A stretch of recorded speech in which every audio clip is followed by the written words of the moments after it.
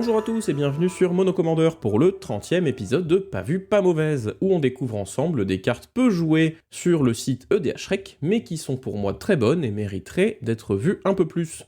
On parle évidemment de Magic the Gathering et du format Commander plutôt multijoueur, et on reprend avec le format habituel sans édition spéciale aujourd'hui. On commence avec le vert et Nostalgic Dreams, un rituel plutôt très bon, qui coûte 2 verts et demandera de défausser X cartes pour récupérer X cartes ciblées depuis votre cimetière dans votre main. C'est un excellent ratio pour ce coup de mana, afin de récupérer des pièces importantes pour une combo ou de la value, et échanger vos cartes moins pertinentes contre des plus efficaces. Si vous manquez de récursion, c'est peut-être une des cartes qu'il vous faut. Pour le rouge, Etherflash est un enchantement pour 4 qui infligera 2 blessures à toute créature qui entre en jeu.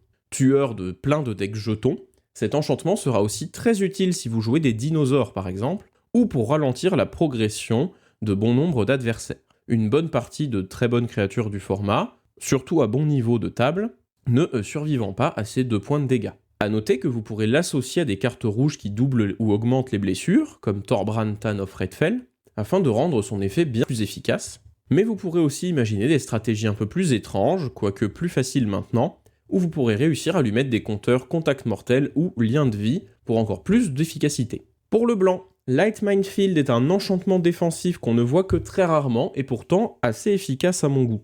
Dès que des créatures attaquent, peu importe si elles vous attaquent vous ou un adversaire, Light Minefield infligera à toutes ces créatures attaquantes des blessures égales au nombre de créatures attaquantes.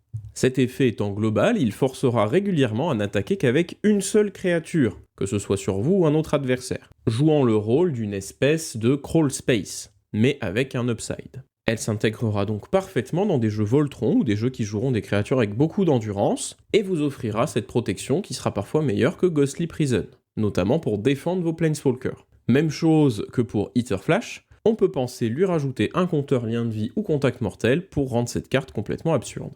Enfin, avec le nombre de cartes qui donnent l'incitation, ou Goad en anglais, qui sont sorties dans Commander Legends Baldur's Gate, on peut très bien imaginer Lightning Minefield comme un removal de masse, forçant à chaque tour à attaquer avec toutes les créatures des adversaires pour les détruire. Du côté du bleu, aujourd'hui, Profaner of the Dead est une excellente créature pour 4, qui nous demandera d'exploiter une créature quand elle arrive en jeu, c'est-à-dire qu'il faudra en sacrifier une, mais elle peut se sacrifier elle-même, afin de renvoyer dans les mains de leur propriétaire toutes les créatures contrôlées par vos adversaires uniquement, dont l'endurance est inférieure à celle de la créature exploitée.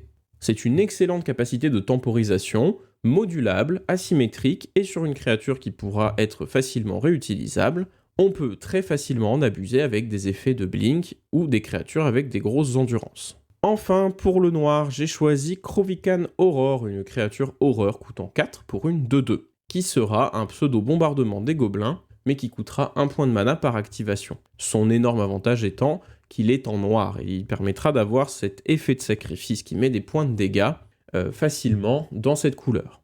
Son autre énorme intérêt est que la Krovikan Horror remontera toute seule dans votre main si une carte de créature est directement au-dessus de lui dans votre cimetière à la fin de n'importe quel tour, permettant d'avoir un moteur de sacrifice récursif, servant à la fois de removal et de finisher. Un vrai must-have pour une grande partie des decks aristocrates à mon sens. Et ce sera tout pour cette vidéo, j'espère que la reprise du format plus court pour vous présenter des cartes vous plaît toujours. On se retrouvera très bientôt après mes vacances pour un top des cartes de Commander Legends Baldur's Gate. Comme d'habitude, si vous avez aimé la vidéo, n'hésitez pas à la partager, la liker et à vous abonner à la chaîne si ce n'est pas déjà fait. C'était Monocommander, bye.